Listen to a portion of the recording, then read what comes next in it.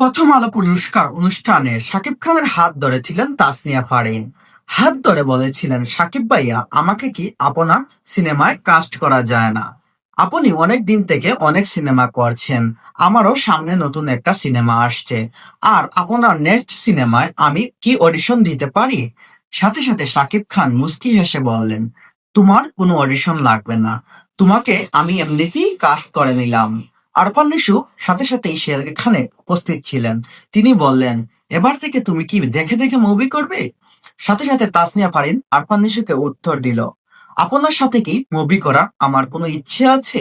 শাকিব খানের সাথে মুভি করা সবার স্বপ্ন, তাই আমি শাকিব খানের সাথে মুভি করতে চাই। এমন জবাবে আরফান নিশুর মুখের দিকে তাকাতে চাচ্ছিলেন না তাসনিয়া ফারিন।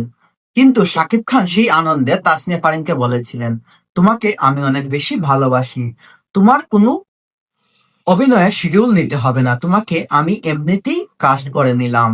এমন মন্তব্য শুনে তাসনিয়া ফারিন আনন্দে খুশিতে আত্মহারা যে শাকিব খান তাকে সাথে সাথে কাস্ট করে নিয়ে